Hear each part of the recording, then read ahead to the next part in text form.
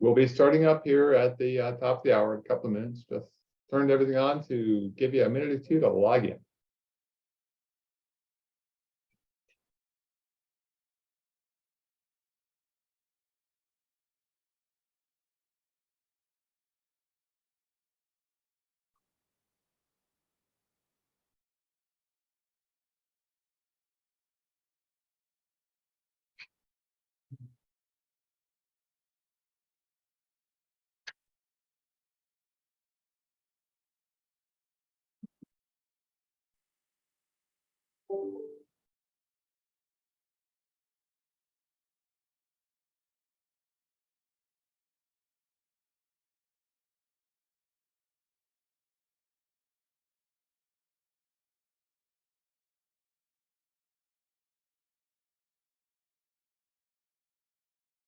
We'll be logging on and starting here in just a little over a minute.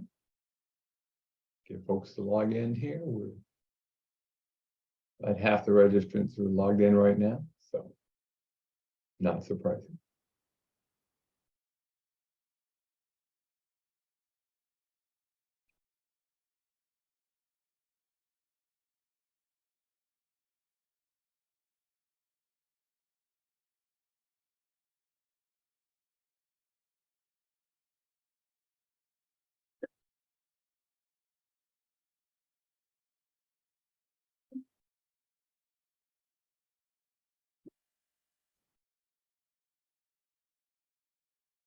My computer says it's the top of the hour, so I give folks about 30 more seconds and then we'll get started.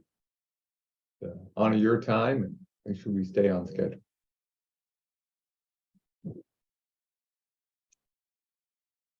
Plus the clock in my office, the second hand's off, so I'm using that for my time. So I'm going to wait till it's at the top.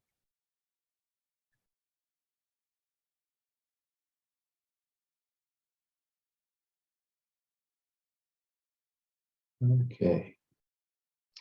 So good morning and welcome to the last of our webinars for 2022, but not certainly the last of our webinars. We have about 40 people logged on right now. We'll see if a couple more join us. I'm David Orr. I'm the director here with the New York State LTAP Center with the Cornell Local Roads program as well. And today we're going to be talking about road and street legal issues. And as we do in a lot of these webinars, we're going to be using Poll Everywhere. There's an app for that. If you like to do it with an app, you can also go online and do it that way. If you can't access that, you could also do it in the Q&A. We'll talk about that in just a sec. And the site you need to go to is www.pollev.com/DavidOrP. Okay. So today we're doing road and street legal issues. I'm not a lawyer and I don't play one on TV, but I picked up a few things over the years. So hopefully this will be useful to you as we get going. Just as a reminder, down the bottom left of your screen is the audio settings if you're not hearing something, or you can put it into the Q&A and we can go from there. The chat pod is not able for you to put things into it, but we do ask you to open the chat pod up because that's where we're going to put in a link for the handout and a link for the Poll EV, so that if you can't find them or can't remember them, you can go there. We do have a nice handout. In fact, see if my computer will not fight me here. You're going to fight me? No, you're not going to fight me. Good. There's the handout. It's 2 pages. The first page is a sort of an outline and some of the resources we're going to talk about today. And then the second page is a list of all of the webinars that are upcoming that you might want to take advantage of. So just keep that in mind as we move forward. Okay. I may ask you to raise your hands too, by the way. So we'll give you practice for that in a minute. Okay. And I do have a Q&A question. I'm going to leave it active. Won't forget about it. We'll get back to that Q&A question that's sitting there. We won't forget about it. It's a question about farming and GPS and private property and roads by use. When we get to right of way, we'll talk about that. So we'll leave it. If you're wondering, by the way, this is worth 1 professional development hour for engineers here in New York State, as per the legal section of the continuing education requirements. Only the person who is registered is able to get that, but it does count as a course. And what's going to happen is you're going to get a certificate after this is done. Once I finish some parsing work that needs to be done on the data,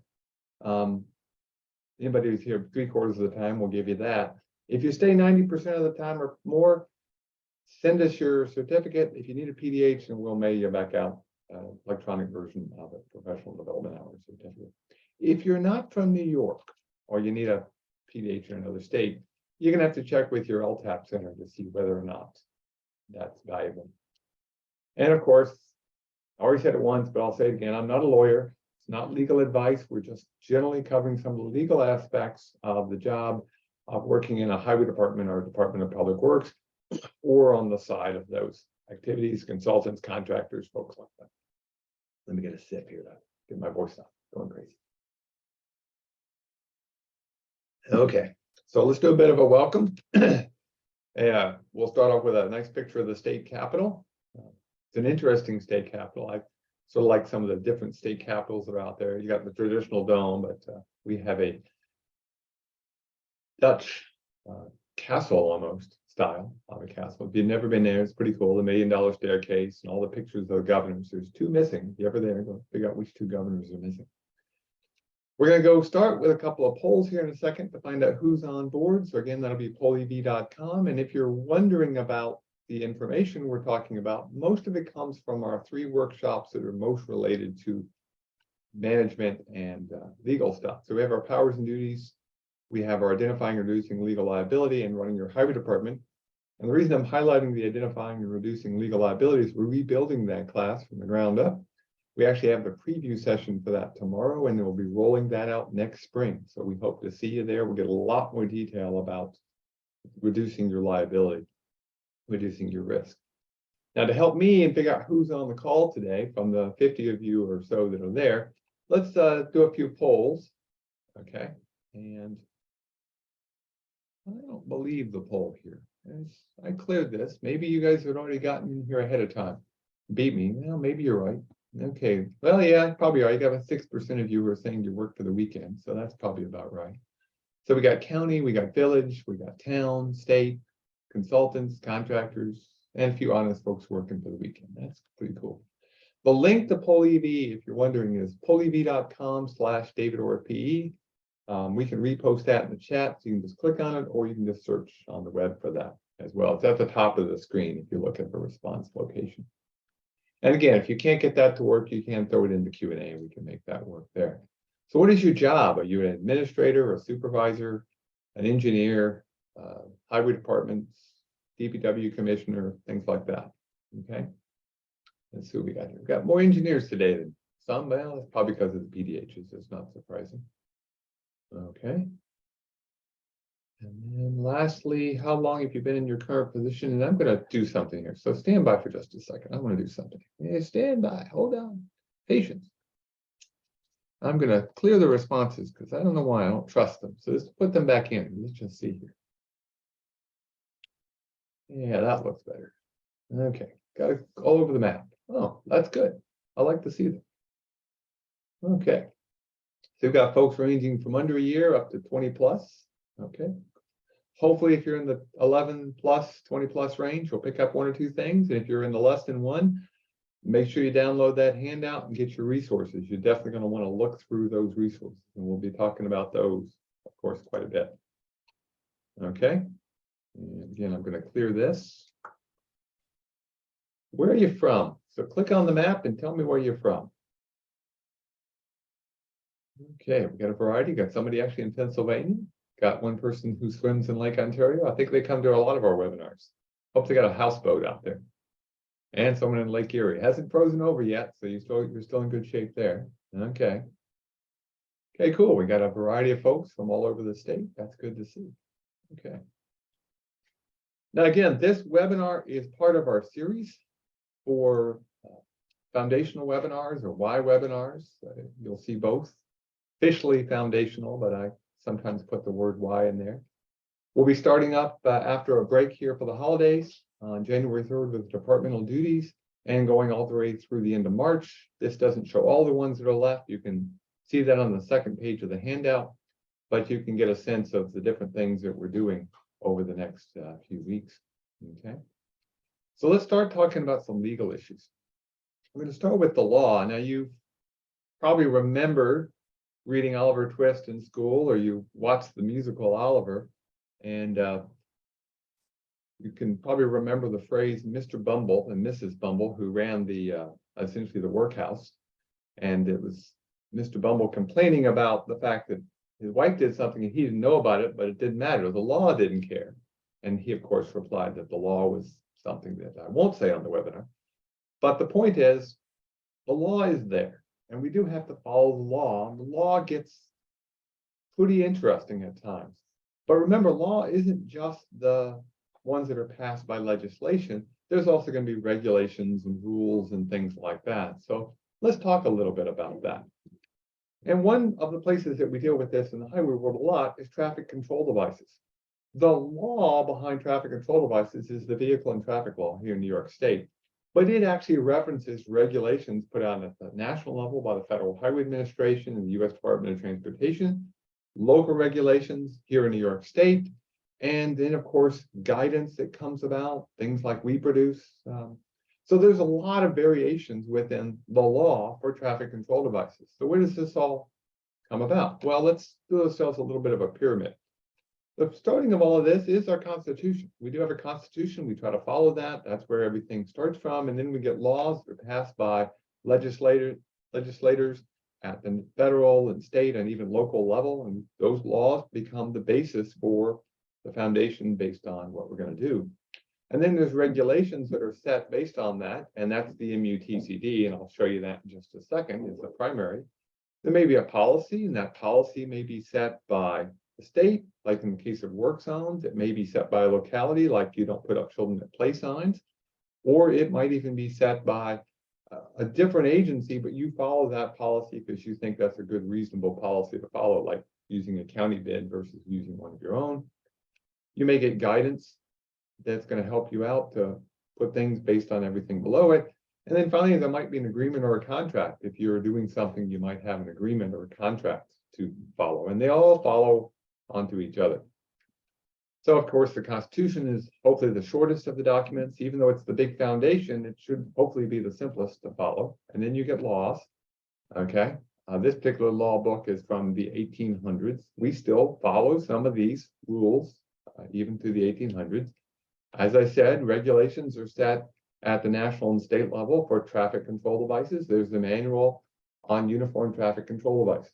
It's set by a national committee. It's adopted via the law here in New York State in the vehicle and traffic law. Now, of course, we have our own state supplement that's put out by the Department of Transportation, and these are being updated. And the way the law works, once the national MUTCD is updated, it becomes the rule, the regulation here in New York State. So until a supplement is updated, there can be some conflicts, and you would follow the federal rules until the state rules are put into place. And we'll talk about that more. You might have a policy. You don't put up children at play signs. That could be set at the local level. So even though it's in the state supplement, you might say, no, it's not the national. We agree with the national. We're not going to put up children at play signs. You might get guidance. If we put out a traffic sign handbook, you've probably seen it. That guidance helps you out to follow all of the regulations and policies and simplifies things, hopefully makes your job easier. And finally, you might have an agreement. In this case, this is the agreement between the highway department and the elected board on spending money. And it's just as a reminder, one of the interesting things in New York State, it's actually the elected board at the town level and the village level who sets what signs are put up. They're put up by the highway department of the DPW, but the actual setting of the signs, deciding if it's a stop sign or something, goes through the local board. At the county level, it's the highway superintendent who would be taking care of that. But all of this comes back to the legal side of the house and responsibilities. So again, we're going to go to poll everywhere. And let me clear this. Again, I cleared it before we started, but for reasons that I don't know why, they're showing up some old ones. So I'm going to clear this responses. And now I'm going to see, put in your responsibilities for the highway and DPW. Put one word. We're going to make a little wordle. What are the responsibilities? You should be able to put in more than one if you want to. So safety, yeah. Permitting, okay. Maintenance, snow removal, yep. Snow removal could be a pretty important one. Okay, dealing with employees, travel, compliance with other standards, Okay. Enforcement of rules and regulations, maintenance. Okay. I've done this particular poll in different formats, and it's interesting. Sometimes we get a wordle, that's what this is called, a wordle, that is more like this. It's more of a general terms. I've seen other ones where they get into specifics about things like filling potholes and plowing snow and putting up guide rail. So interesting to see how that works and changes over time. But the idea is we have responsibilities, and those responsibilities come from the law, or they come from local regulations or policies. And they're pretty important to make sure we understand that and we're spending the money that we've been given wisely. Now, if you're with a town, one book I would absolutely tell you should have. If you don't know where your copy is, you want to go get your copy. That's the red book. In fact, sitting on my desk, I grabbed out my red book, so I'd have it. This is one of the most important books to have at a town level. Oh, by the way, if you're with a county, you want that book too, because the county roads, a lot of them were town roads to start with. So that town highway superintendent's red book is really critical. And there's actually some pretty good stuff in there for villages and cities as well. Now, that's really just a guide to help you figure out what the regulations and laws are. The real laws in New York State come from the legislature passes things, and then there are case laws that go on top of that. The case laws essentially can modify things quite a bit, and we'll talk about an example of one of those here in just a couple of minutes. The book you really want to get your hands on is something called McKinney's Consolidated Laws of New York. It's referenced in the handout, but even better, you can go look at physical copies of this over at the county clerk's office. You may want a copy of some portions in your office or know where you can get your hands on them. Highway law, for instance, being the most common. You'll see it at most county highway departments, a lot of town highway departments, but you might want a couple of others if they're of interest to you. So let's talk about some things where case law comes into play and some interesting issues that go on. So we'll start with our friendly mailbox. Okay, now mailboxes do have a right to be there, but they do have to be crash worthy. Okay, so we've got our mailbox that's probably inside the right of way if it's safe. But the question that always comes up is, what is the right of way? So again, I'm going to clear the poll. And again, I have no idea why I decided today to not clear when I cleared it earlier. So I'm going to clear the responses and let you revote. Where's the edge of the right of way on this particular picture? So people are putting them in front of the fence. Most of you are putting it in front of the fence. One person put it in the middle of the ditch. Somebody has it way back out there by the poles, front of the tree, edge of the pavements.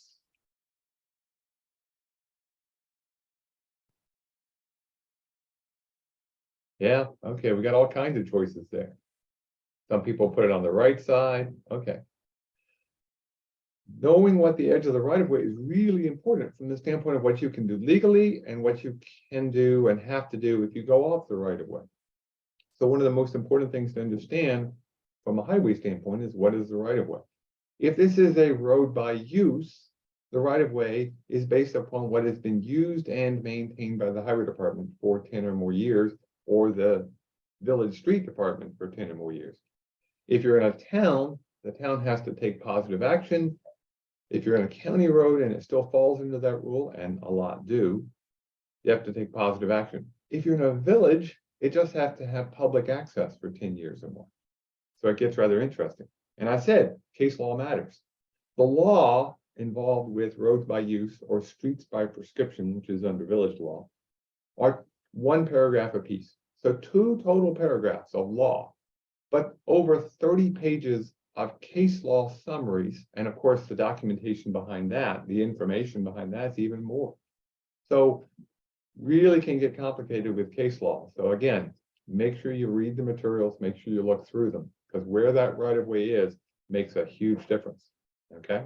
In this particular case, if this were a road by use, it could be the edge of pavement. If they've never ditched it, if they've never done any work. It certainly doesn't go beyond that fence or that tree, because those are fixed objects. And if you've got a fixed object, you pretty much admitted, I'm not doing maintenance, you've lost that right of way. So don't let trees grow up, or you can lose that right of way. Okay. Now, let's go to the next one, then we might answer the question here that we have sitting in the Q&A. So the right-of-way rules, I tell people, if you've got a piece of paper, generally a deed filed at the county clerk's office, though there's some exceptions that can be filed at the town clerk's office, that's the right-of-way. So the deed would be the thing that would rule. Otherwise, you get an easement either by use, okay, or by a written easement. You can get written easements that aren't necessarily filed at the clerk's office, though those should only be for temporary activities. So the question we've got in the Q&A is, it says, I got a farmer has a farm road between two main roads. He states cars go through because of GPS. His property signs up. How can he stop this?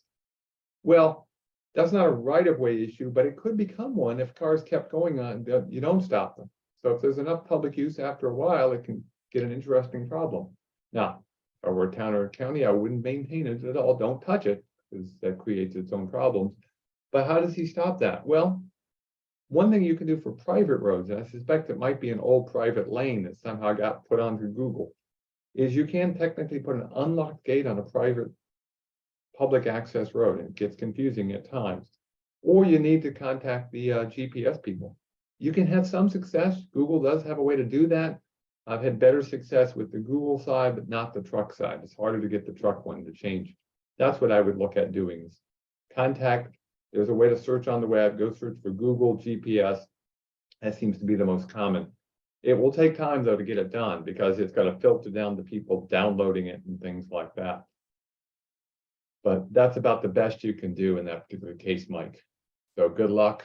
If you have success, let me know. But as I say, it's about 50-50 from the people that I've talked to. Okay. Now, in terms of a deed, again, you'll sometimes hear the term in fee for deeds. But again, they should be at the clerk's office. The quitclaim or primary deed office would be preferred. And even if it's something where you're legally allowed to do it via the town only, we recommend go ahead and have it filed at the clerk's office attached to the property, so you can be finding it later on, because most of those are available online. You can search for them. And in terms of easements, if it's at a permanent easement, it really does need to be at the clerk's office. If it's temporary, it could just be part of the construction documents, but those need to be kept in records for a long period of time just to make sure there's no misunderstandings. And more, we need to do things in writing. We really need to put easements in writing so everybody's on the same page of what's being done, okay? So as a reminder, by use, it happens so much, it's important enough, I want to remind you, it's actually used and maintained if you're in a town or county road, and it's a road by use, and mostly town roads. If you're in a village, it's just actually used by the public.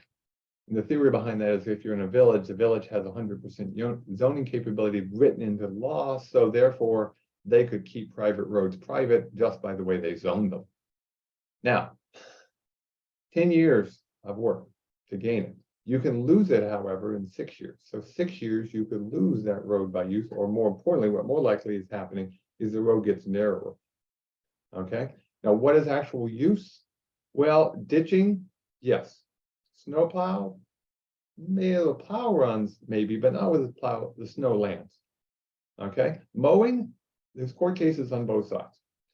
So I'd love to be able to give you a definitive answer for mowing, but no, I can't. It really comes down to proactive maintenance. The one thing I will tell you, you really should do as a highway official, if you're out inspecting, even if you're doing no maintenance, but you're inspecting a culvert in the end of it, make sure you document that there's nothing growing, there's no fixed objects, and you've inspected it out to a certain distance. That could be used as a record that says, yes, we're proactive to maintain our right-of-way. Something people like to do, they like to use tax maps. They like to look at the law that talks about the 3-rod width. Don't do it. Do not use tax maps. Those are for tax purposes only. They're not going to hold up. And the 3-rod rule, the courts have clearly said, is what's used and maintained. The 3 rods is really something that has to be done through a process. The superintendent has a right to get it, but has to pay for that right. Okay. And if you get a tree, as soon as that tree grows up, there's your right of way. So in this particular road, you might think the fence line would be the edge of the right of way. It's actually those trees. Anything more than about 4 inches in diameter, anything that would be considered a fixed object, sets the right of way on a road by use. So the right of way could actually be at the tree line, jump over to the fence, back to the tree line, up to the fence. It can be very convoluted pretty easily. So don't let those trees grow up. And again, you'll be better off. Okay. So back to our overall constitution, where does this road by use thing fit in all of this? Well, it started with a law. The law was written to try to help out the towns and the villages and even the counties to figure out, hey, we've got these roads, we need to get the right of way. So let's write a law that says 3 rods. But then you get case law that changes that, then regulations get written on top of that. And finally, we now have policies in place to how we manage those roads. Okay, so keep that in mind. Now, in terms of powers and duties for highway officials, you know, the old Spider-Man thing, with great power comes great responsibility. So let me just ask, I'm going to ask this in a different way, and I'm going to, this time, I'm going to clear it on purpose. This time I was planning on clearing it. What I want you to do this time, rather than doing general, I want you to think about what kinds of things does the highway department actually do? Okay, so plowing snow, you could put plowing down. Patching potholes, you could put patching. So yeah, ditching. Let's see what you come up with. Physical things that a highway or DPW does. Paving. Okay. Mowing, cutting down trees, improving safety, putting up guide rail. Yeah. Pavement maintenance, lighting in some cases, yes. Okay. Communicating, yeah, that's actually a pretty important thing. We put up signs, that's one of our most important communication devices. Okay. Permitting, yeah. Inspection, looking at bridges. It's a good exercise. Think about the things that you do and what are the highest priorities. What is it we're trying to help the public with? And obviously, maintenance is winning the game here because that is our primary role. We're trying to maintain what we've got with the limited funds that we've got. And the funny thing is, every one of the activities that y'all are typing in has a basis in the law. There's actually rules behind what we actually count as maintenance and what accounts it comes out. So let's ask this question then. What required reports are there? Okay, and again, I'm going to clear this to start over. What reports are required? What do you have to put in as a required report as a highway official every single year? What reports are required? And not just legal reports, it could be required by your board. Let's see what you've got.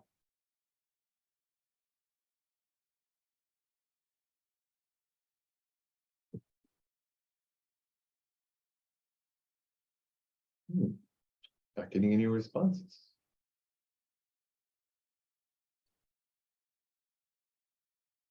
No, there's some required. Payment requisitions. Yes, that's somebody over in the Q&A put down payment requisitions. Cool. Yep, absolutely agree there. Well, EV has decided to stop working. Interesting. Let's just see.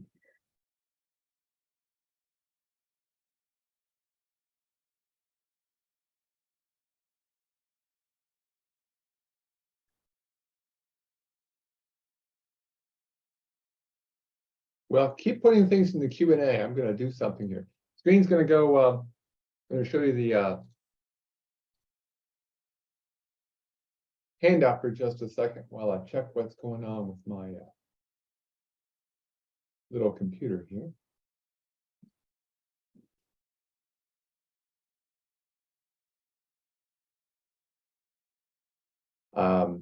Equipment inventory, logbooks, some pretty cool requisitions, highway inventory, yep, street signs. Okay.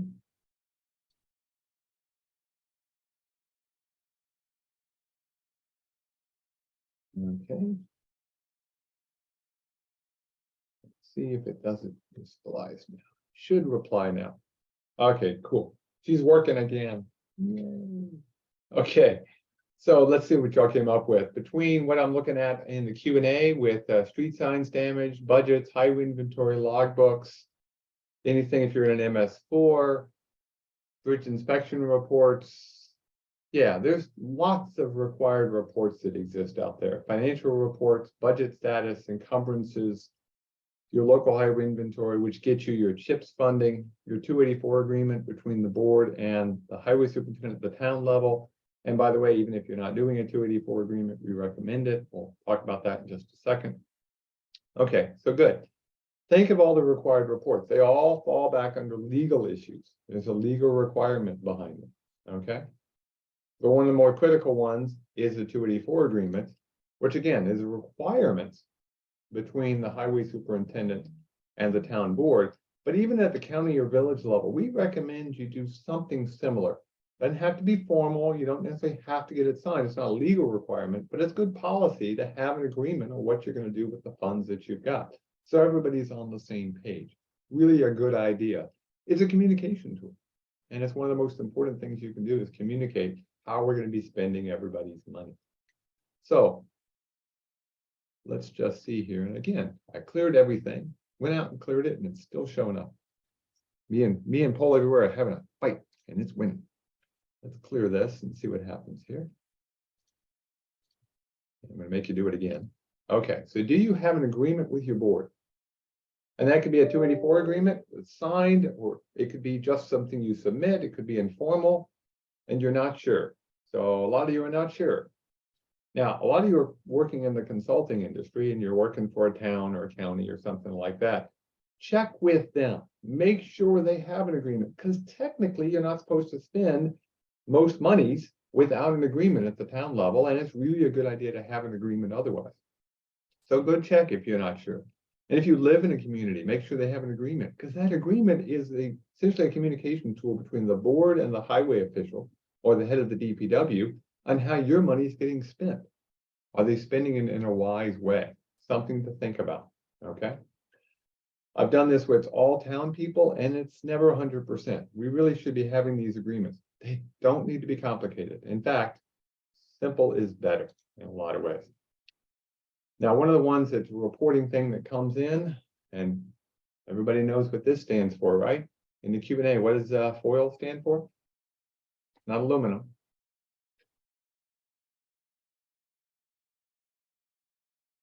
Let's see the Q&A. I know the Q&A's work, but what does FOIL stand for?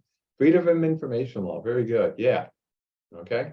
Now you'll sometimes see that written as Freedom of Information Act, FOIA, but it doesn't roll off the tongue as well. It is the Freedom of Information Act, which is a law. Okay.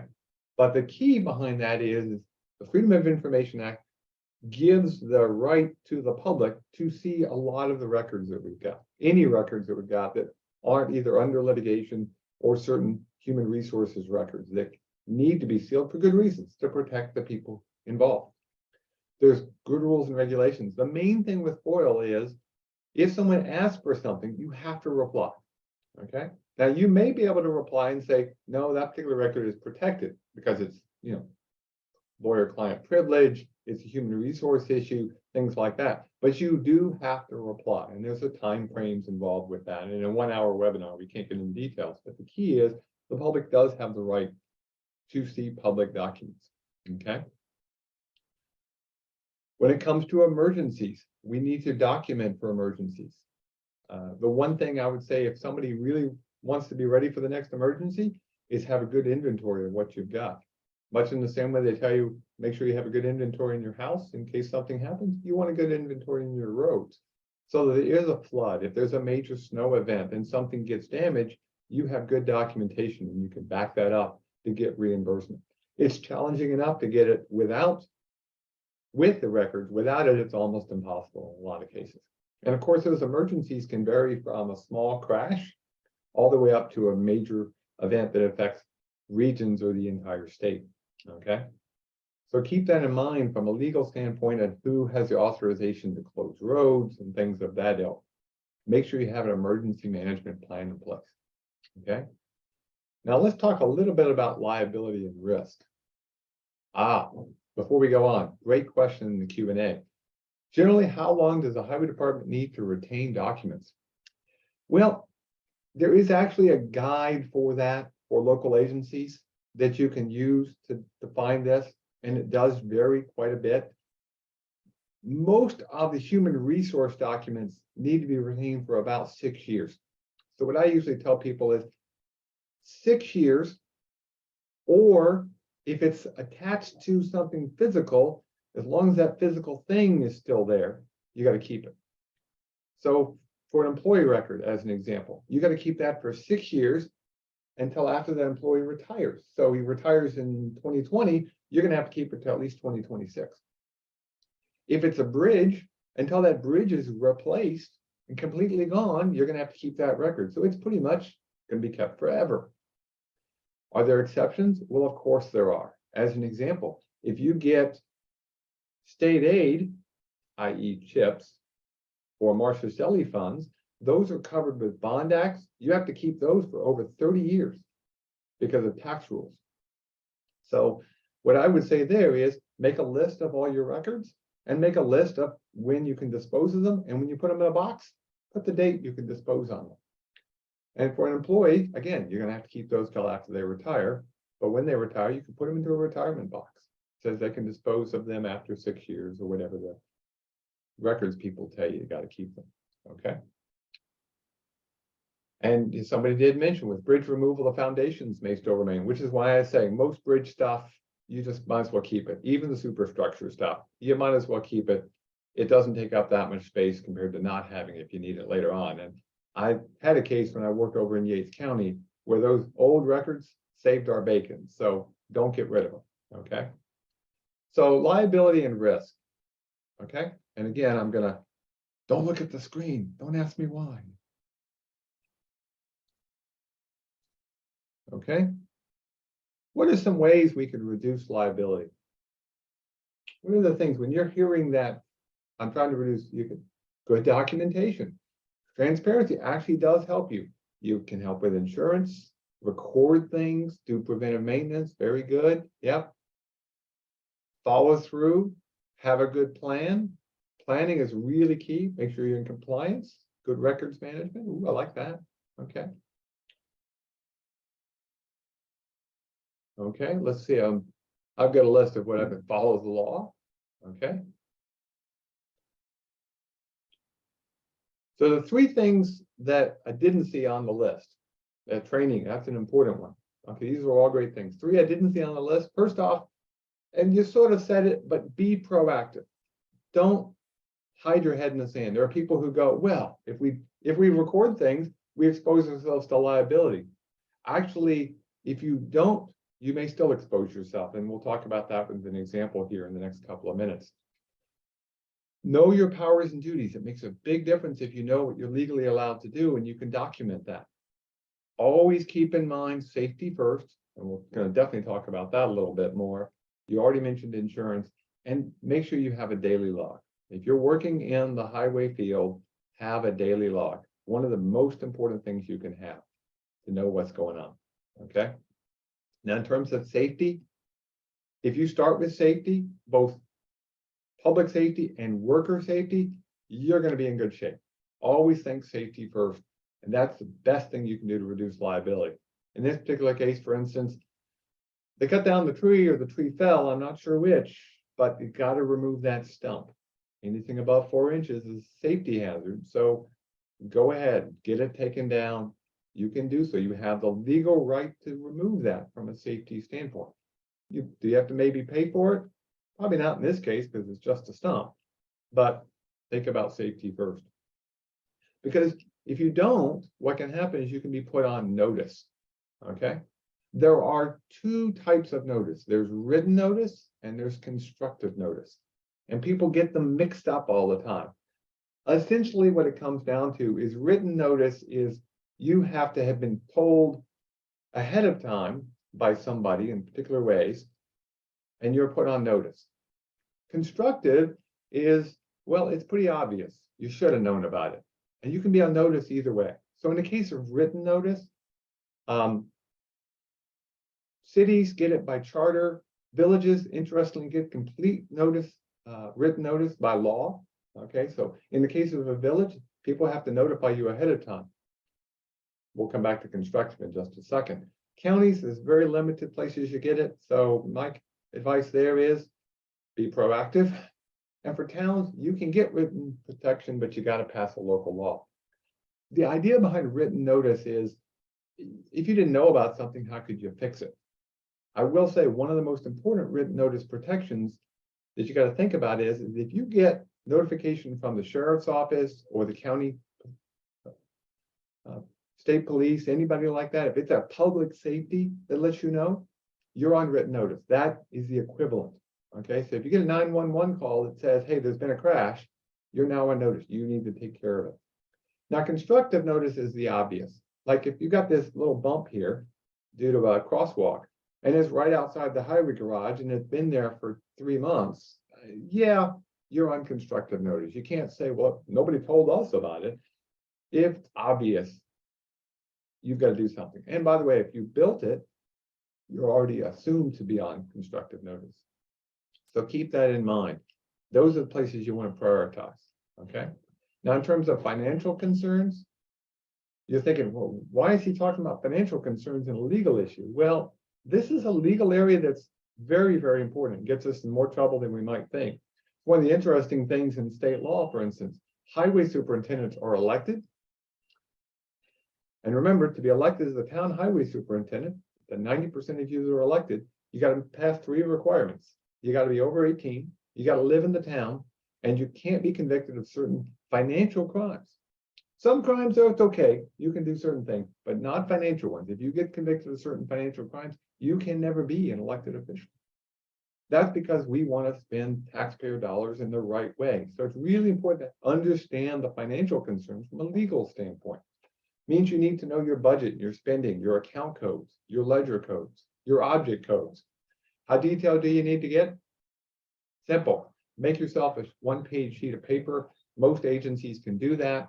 In our book on running your department, we have some of the most common codes. Learn those codes. And in terms of accounts, well, the most common is general. For villages, cities, general fund is pretty much everything. For towns and counties, you've got D accounts. Okay. You've either got a DA and DB, whether you got a village or not. And for counties, you've got a machinery fund and a main fund. Those are the primary accounts that we use. Though I will say we could probably take advantage of other accounts that are available. One that we don't use enough, for instance, is capital projects. You can actually have a place where you put large special projects, and you can actually build up funds for those if you need to. But know your accounts, know where things get spent. Make sure you've got a good purchasing policy. Okay, so I want you to take your hands. I see one hand, so I'm going to lower the one hand right now. Raise your hand if you have a purchasing policy. And by the way, we have a private one too.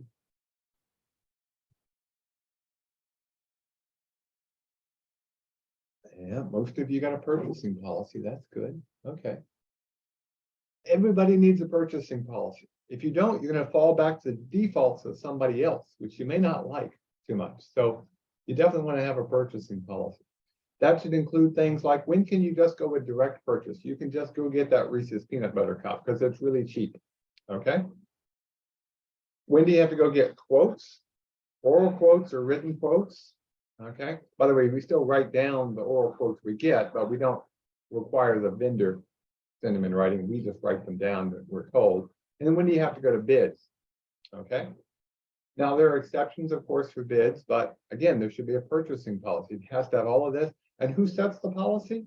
Well, the highway official may set one, but it's ultimately the board who sets the final policy, can override whatever is done. So there's a policy there, and of course, it can't conflict with state law. Now, in terms of bids, you've got competitive bidding, and under General Municipal Law 103, public works above $35,000 or purchase contracts above $20,000, you have to go out and do either competitive bidding or best value. You have to have some process in place for doing bidding when you get above that price, with some exceptions. You know, leases, state contracts, professional services, but there's good documentation on how to do all of those things, okay? So what I want to do is I want to put all of this together. I want to talk about all the things we've talked about and put it all together with a few examples. Hopefully will help you as you're moving forward through the day, okay? So we're going to start with the idea behind agreements or contracts in this Constitution. And one of the most important things agencies need to have are policies, i.e. standards, okay? So here's a standard from the American Association of State Highway and Transportation Officials on the geometric design of low volume roads. It was updated in 2019, and they define low volume as 2,000 vehicles a day, okay? But every agency should have a policy. Now, this is from the last time I did it. And again, let's clear the responses. And let's see how many of you have it. How many have a written standard now? Let's see what today's answer is. Last time it was 56.7%. Let's see how we're doing. It looks similar, actually. Very similar. Okay. A little bit less than last time on the over your own standards, but higher percentage of folks using state standards. Okay. Several reasons you want to have a standard. One of the primary reasons, obviously, is it protects you in court and reduces your liability, but also is a communication tool. You can tell the public, hey, here's the standards we're following. Here's why we're doing this. And of course, the reality is you're going to be using some state standards. Even when you have your own, you're going to be referencing somebody else's standards most of the time. Now, if you put in none of the above and only one of you has, you can throw that into the Q&A and tell me what you're doing, because I'm curious. But yeah, you definitely want written standards. They protect you in court, and they also communicate to the public what you're trying to do. So very important point to keep in mind. Okay. Hard hats. Hard hats are really key.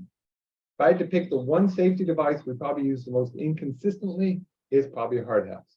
And yet they're very, very valuable. Here's an example of what they can do. Person without trimming brush with their big log and tree snap, hit the hard hat, punch the hole in the hard hat. Gentleman walked away with no damage whatsoever. The hard hat did its job. So pretty important. Meanwhile, you got something like this. These are some folks on a job site where there had been a rock slide, and they weren't wearing their hard hat. And when they were asked why weren't they wearing their hard hat, well, it's big rocks. If the big rock falls, it's going to kill me. Wasn't the big rock that really was the issue? There were still pebbles coming down the hillside. The pebbles weren't very big. They were probably only a quarter inch to half an inch in diameter. But if they drop 100 feet and hit you in the head, you're going to get a concussion or hurt pretty badly. So you really want to be thinking about wearing that hard hat. So again, we're going to clear the poll because Poll Everywhere and I are just having fun today. This is what it was last time. Let's see what y'all think this time. Who sets hard hat policy? And by the way, you can vote for more than one today. So let's see what y'all vote for. Select all that apply.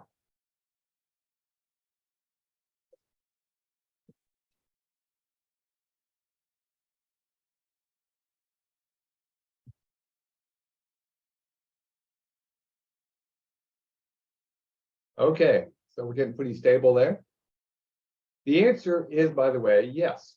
Every one of these people can set policies for different situations. Okay. Interestingly enough, the ultimate authority at the local level is actually the elected board. While the highway superintendent can set a policy, the board can set a policy as long as it is at least as strict as the lower policy that was set in place. And that's the rule I always try to tell people is you can do things, but you got to make sure you understand who has the authority at different levels. Okay. So let's see how you do on this one.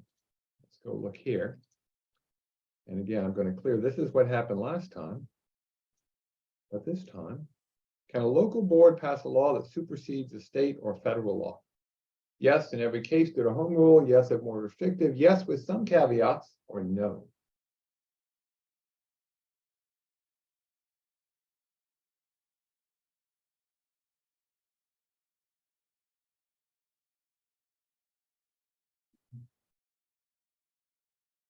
Okay, so most of you said yes, it's more restrictive. The actual answer is yes, with some caveats. Most of the time, a local law can be passed by a local board, but there are some caveats, even if they're want to be more restrictive.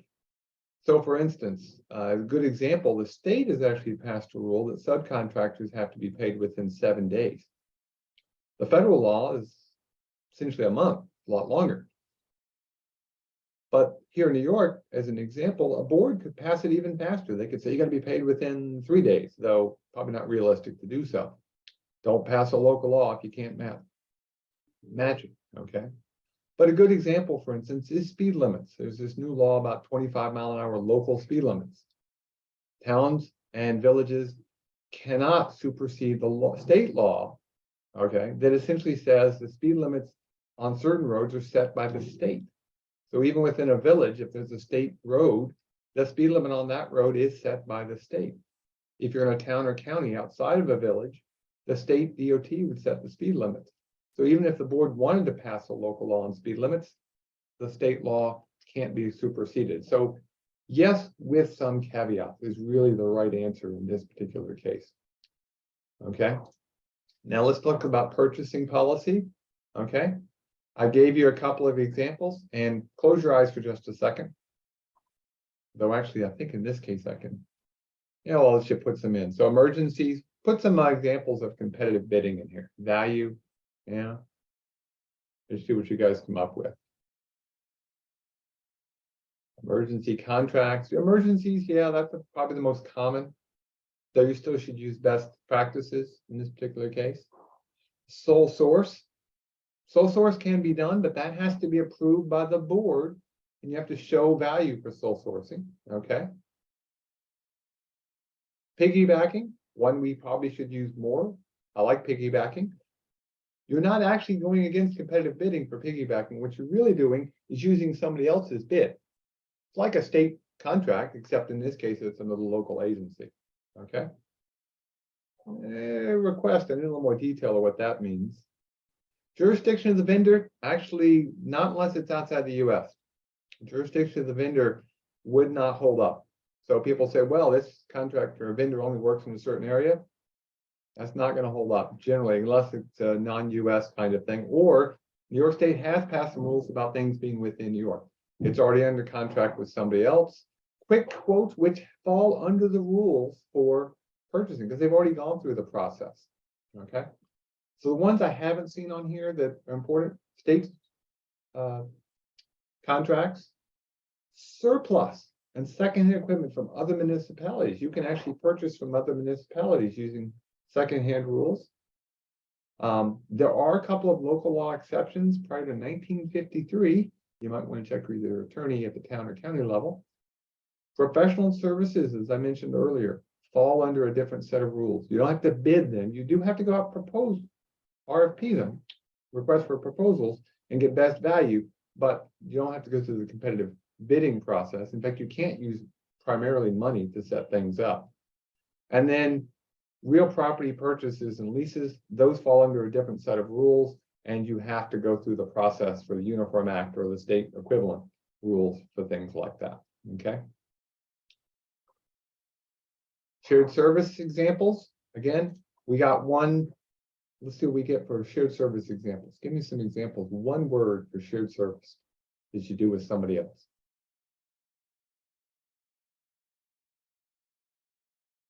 Let's see, plowing, yep, very common, okay. Trucking, street sweeping, paving, okay. Even inspection, yeah, that's actually not uncommon. There's a couple of counties that aren't inspecting trucks. You could have an agreement for that. Yeah, back trucks, salt. Yeah, these are shared services, things we work together. And the reason I bring that up is we're putting this together is you need an agreement with the other agency. So everybody's on board. Who picks up the liability? How do we make sure everybody is paid fairly? Okay, so we need to have an agreement when we're doing shared services. It becomes a powers and duties issue, becomes a liability issue, becomes a legal issue pretty quickly. Okay, street lighting maintenance. Okay, I have a question in the Q&A about speed limits. I'll get back to it. I promise I won't close that out. So I'll leave that one open, Henry. I'll get back to you in just a second. So again, we had the edge of the right of way. Last time this is where they marked to see if anybody disagrees. And I'm going to clear the responses and see if you guys agree with the right of way. Let's see what we come up with this time. So mostly that village fence is the right of way. But yeah, you're marking in front of the utility pole. That may or may not drive the right of way. Utility poles are an interesting caveat. It depends who owns the utility pole and whether it was done as part of an agreement. Okay, a utility pole that's placed in the right of way may not change that right of way, especially if it's a municipal utility pole or it was done under agreement to be placed in that particular location. So that may not set the edge of the right of way on a street by prescription or road by use. Utilities are a little bit of an odd duck, though I will tell you, if you put them in the right of way, you want to make sure that they're not placed in places where they're really dangerous. And they do actually make crash-worthy utility poles if it becomes pretty important to deal with things like that. Okay. And then sight distance at a corner. So you got a bad sight distance at a corner. Okay. So I'm going to clear the responses again. And what are your options for sight distance issues when you can't see? You could cut down the trees, you could limit some parking, you could do some grading, trimming, you could do some easements. I'm looking for one thing real quick, and I don't see it so far. You can make it a four-way stop. Yeah, that's always a possibility. Remember that boards actually have the authority to set local rules. They could set a policy that says you have to allow a sight triangle, be able to see around that particular corner.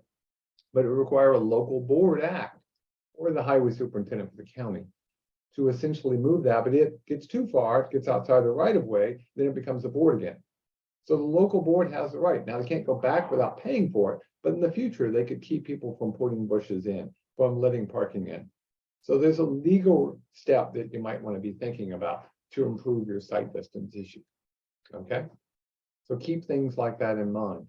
What can you do legally? What can you do just temporarily? Okay, so let's look at our mailbox situation. We got dangerous mailboxes. Okay, now you're going to see the answers we got last time. Okay, but you could pass a local law. You could set a policy. What else could you do to deal with a dangerous mailbox? Request that it be removed. Yeah. Okay. You could have a resolution passed by the board. Yeah.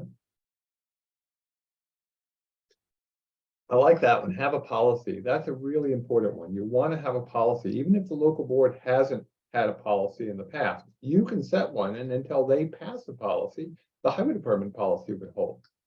But speak with the homeowner. People have a right to have mailboxes, but that mailbox should be high enough to where the plow can go under it, and it should be crash worthy. Don't let them put these big brick things, or like the one you saw that looks like a nice plow, but boy, if you hit it, it's going to hurt somebody. And yes, you want to put the landowner on notice, and probably their insurance carrier if they really get adamant that, hey, that gets hit, we're going to go after insurance.